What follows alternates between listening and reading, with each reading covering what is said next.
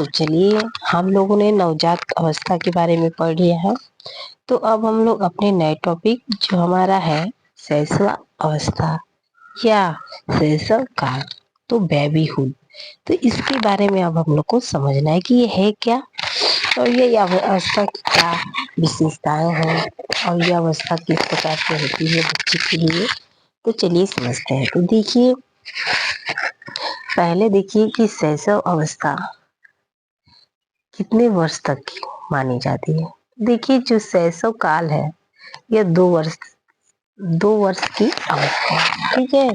तो नवजात काल के बाद आरंभ होकर पूर्ण निर्भर से बालक का आत्मनिर्भरता की ओर ले जाना, यह अवस्था बालक के जीवन चक्र में महत्वपूर्ण स्थान रखती है। देखिए, जो शैशव अवस्था है ना, ये बालक के जीवन चक्र में बहुत ही महत्वपूर्ण स्थान रखती है, ठीक है। क्योंकि इस शैशव अवस्था में ही बालक का विकास क्या होती है, बहुत तीव्र गति से होती है, ठीक है। यह अवस्था आगामी विकास की बुनियाद रखने वाली अवस्था है, ठीक है। मतलब इस अवस्था में ही जो बालक का विकास होगा ना, आगे वो किस प्रकार से विकास करेगा, किस प्रकार से अपने विकास को बनाएगा, तो इसके क्या हो, बुनियाद रखने वाली, मतलब उसकी वो जो नींव है वो इसी अवस्था में होती है, शैशव अवस्था में, ठीक है। परिवर्तनों की दृष्टि से यह अवस्था अत्यंत तीव्र अवस्था है। यह अवस्था कौन सी अवस्था है, अत्यंत ही तीव्र अवस्था है। इस अवस्था में बालक चलना, ठोस आकार, खाना, बोलना सीखता है। देखिए, इसी अवस्था में शैशव अवस्था में क्या होता है, बालक जो होता है वो चलता है, ठोस आहार को खाने भी लगता है, बोलना सीखता है, तो विभिन्न प्रकार की वो प्रक्रियाएं करता है, ठीक है। तो इस प्रकार से देखिए, जो मल मूत्र विसर्जन पर नियंत्रण, इस अवस्था में वो क्या करता है, अपने मल मूत्र जो करता है ना, उस पर भी नियंत्रण करना सीख लेता है। संवेगों से परिचय, मतलब संवेगों से किस प्रकार रोना है, किस प्रकार से हंसना है, किस प्रकार से गुस्सा होना है, किस प्रकार से नाराज होना है, तो वो विभिन्न प्रकार के संवेगों से भी उसका क्या हो जाता है, परिचय हो जाता है। प्रत्ययों का निर्धारण, वो विभिन्न प्रकार के प्रत्ययों का निर्धारण करने लगता है सामाजिक क्षेत्रों में। पर्दा पर इस अवस्था की क्या है, इस अवस्था की प्रमुख विशेषताएं हैं। तो इस प्रकार से हम लोगों ने शैशव अवस्था या शैशव काल की जो विभिन्न प्रकार की जो विशेषताएं हैं, तो उन सब की विशेषताओं में हम लोगों ने देखा कि क्या क्या बालक करता है, वो आत्मनिर्भरता हो जाता है। यह अवस्था क्या है, यह जीवन चक्र की महत्वपूर्ण स्थान रखती है। और यह अवस्था क्या है, आगामी बुनियाद की अवस्था है। यह परिवर्तनों के दृष्टिकोण से क्या है, अत्यंत ही महत्वपूर्ण है, क्योंकि इसमें बालक के अंदर विभिन्न प्रकार की क्या होती है, परिवर्तन होते हैं। यह अवस्था बालक में चलना, ठोस आहार को खाना, बोलना आदि सीखता है, ठीक है। मूत्र पर विसर्जन, नियंत्रण, संवेगों से परिचय, प्रत्ययों का निर्धारण, सामाजिक क्षेत्रों में पर्दा पर विभिन्न प्रकार की विशेषताएं, प्रमुख विशेषताएं हैं। तो देखिए, इस अवस्था की प्रमुख विशेषताएं कि हम लोग बारे में देखते हैं।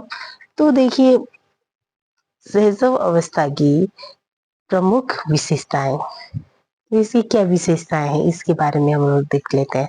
तो शैशव अवस्था की प्रमुख विशेषताएं, तो देखिए, इसमें बालक क्या होता है, पहला है आत्मनिर्भरता, मतलब बालक जो होता है वो आत्मनिर्भर हो जाता है। मतलब शैशवावस्था में ही बालक क्या होता है, आत्मनिर्भर हो जाता है, इंडिपेंडेंसी हो जाती है। शैशवावस्था में नवजात काल की अपेक्षा मांसपेशियों का विकास होने लगता है।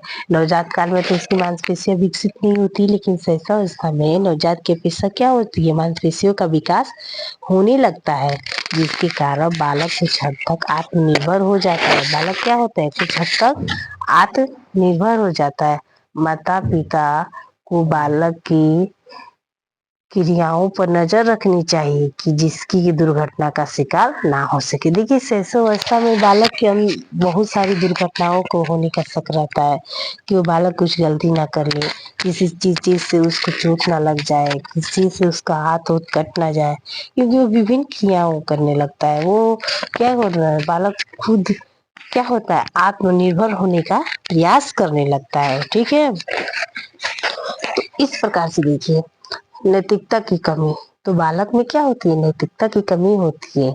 होती है ना, क्योंकि वो बालक अभी छोटा रहता है, उसको क्या समझ है क्या अच्छा है क्या बुरा है, उसके अंदर कुछ जानकारी नहीं रहता।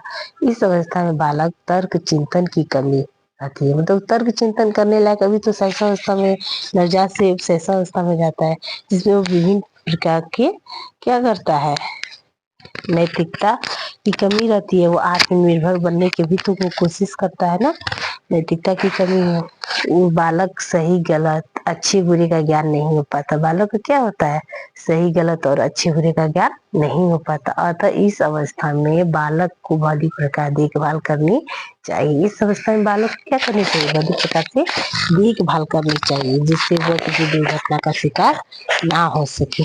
ठीक है, अब देखिए, अब हम लोग नेक्स्ट पढ़ते हैं। नेक्स्ट है हमारा, नेक्स्ट है अनुकरण।